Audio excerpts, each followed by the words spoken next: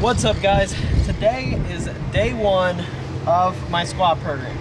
So what I'm going to be doing is every single session I'm using a competition style low bar. I'm using actually the narrow stance I used with that 500 squat in the last video. And also the program completely is in the description, the link to the complete program. So if you guys want to try it out, that's where it is. And what I'm going to be doing today is the 3x3. So it's gonna be pretty easy, but then on pin squats, I'm gonna actually try to go as hard as possible nearly, because I'm actually gonna be decreasing the level of difficulty on the main accessories. So it'll be rising in difficulty in the competition lift and then the inverse for the accessories. So it's gonna be a little bit different than the bench program, and we are in the Iron Den gym. Turn around and show that. Here in Texas.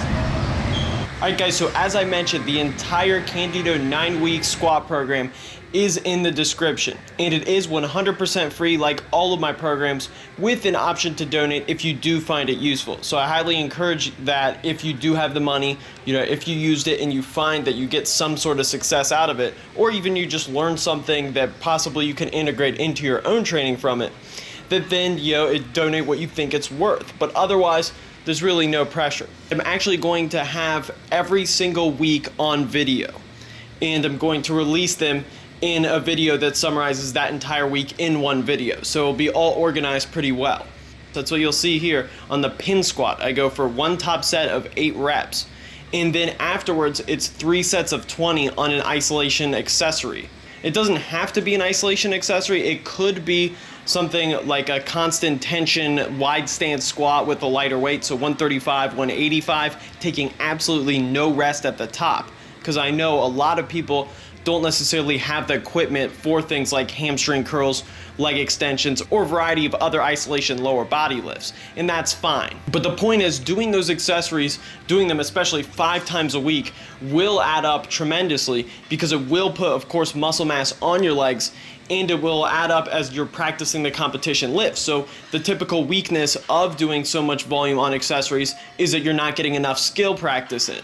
Well, since your frequency is so high here, you can do both. Since you're not repeating the same exact stimulus over and over again, it also enables you to keep that workload up higher than if all you did was just squats or variations of squats. Now, you will feel extremely sore during this phase. That is normal, and it will push the edge of what you can recover from while staying healthy, but it's also your job to modify the accessory work around that. So for example, if your hamstrings are just feeling absurdly sore, it feels like there's going to be some issues with when even squatting or doing any hamstring curls or anything like that, or any stiff leg deadlifts, good mornings, well then that's your job then to do something like leg extensions, then perhaps constant tension front squats, or to even do other variations of a leg press, maybe single leg press. That's the whole point of this, is to push the limit of recovery, but also look at how your body is responding. I have to say, this is the hardest I've ever worked on a particular program, and I personally think that this is the best program I've ever made. I'm really proud of this, and I think a lot of people will benefit from it, especially if you hit a wall and you just need something different in terms of really pushing the edge a bit more than your typical 2 times a week regular intermediate program. All right guys, so that was day 1 of the squat program, and my goal here is to run through these weeks. Hopefully I will be able to hit anywhere near 550 pounds. So that means that if I could get my squat up to around 550, and then my bench stays at around 330, maybe even a little bit more at 165, then the deadlift, if it's 700 plus, I should be good to be around to breaking that 1570 165 pound drug tested world record for the total. So that would obviously be huge for me, and that's probably going to be another goal of mine added onto that. So that's why you see I'm really focusing on squat, and this is probably going to be one of the hardest training cycles I'll ever have. 70s, 80s, baby, I'm a bust to the death of me. No sanity left of me, middle fingers up to haters who slept on me. He put me on just a minute ago. MTV all up in the video. Okay. I said it again if you didn't know. Watch me. Babbling better than half of you rappers. I spit like a javelin. Stop me. Trapping and trafficking patterns. You niggas earthly and I'm off on Saturn. Who'll be the bestest from the Midwest? Just go get your people's humanity. Cause I do damages. You niggas amateurs. I'm son of Sam and I'm drugs, it's the murders you hear in this jam. You don't never wanna be the one to get it when a veteran go psycho sick and crack on top of the beat. I can be real honorary, my persona be all of you gotta honor me. A king, better believe us. We will level you needless. Like a devil deceiver, stripping you to pieces, screaming oh Jesus.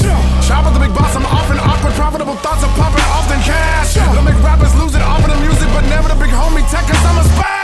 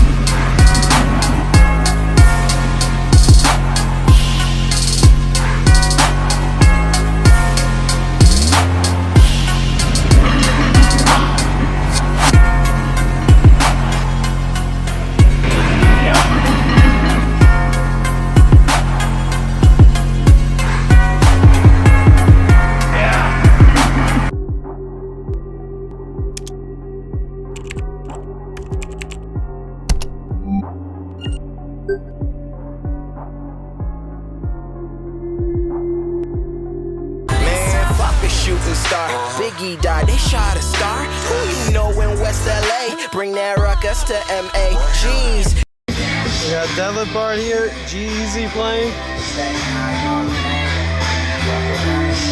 In this upper floor.